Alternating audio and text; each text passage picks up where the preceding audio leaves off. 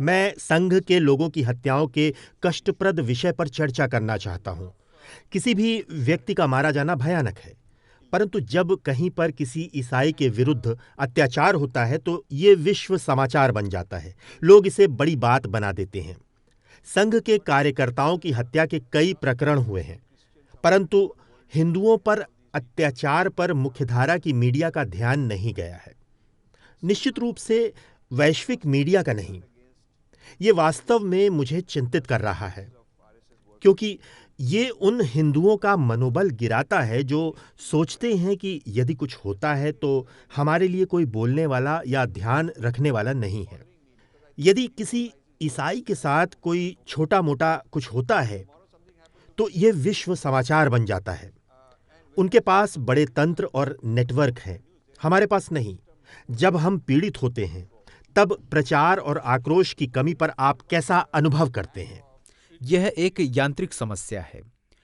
हमने ऐसे तंत्र स्थापित नहीं किए हैं जिससे विश्व हमारी दुर्दशा देख सके।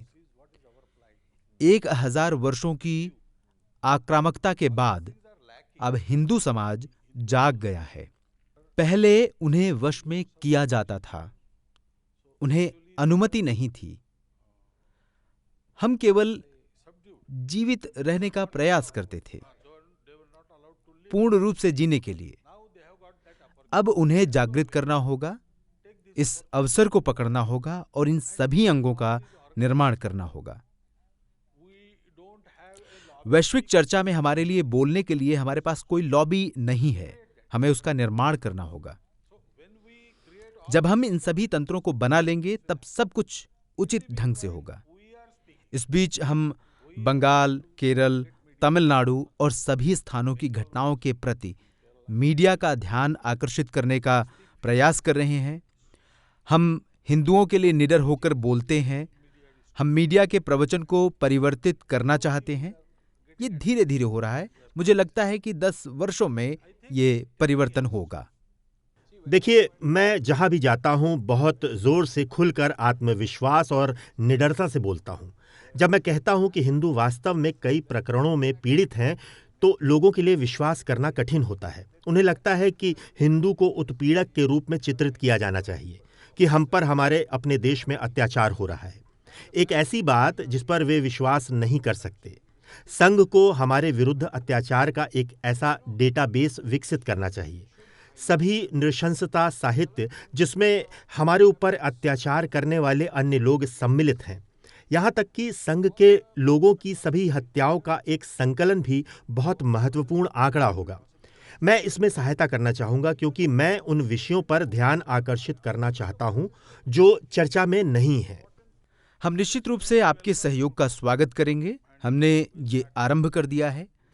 पहली बार पिछले वर्ष हमने केरल, आंध्र प्रदेश, बंगाल और असम में इस आक्रामकता में मारे गए हमारे स्वयं सेवकों का एक डेटाबेस तैयार किया। एक चित्र पुस्तक बनाई गई और प्रमुख व्यक्तियों, मीडिया आदि को प्रस्तुत की गई। परंतु फिर से हमने प्रचार किया। लेकिन मीडिया में जो शक्तियां हैं, वे इस प्रकार के प्रचार पर अंकुश लगाने का प्रयास करती हैं, क्योंकि हमारे पास वो तंत्र नहीं है। हमें इसकी आवश्यकता है ताकि विश्व हमारा पक्ष भी सुने। एक काम जो मैं करता हूं वो है वैश्विक मंचों पर जाना। मैंने ब्रिटिश संसद के सदन में अपनी बात रखी।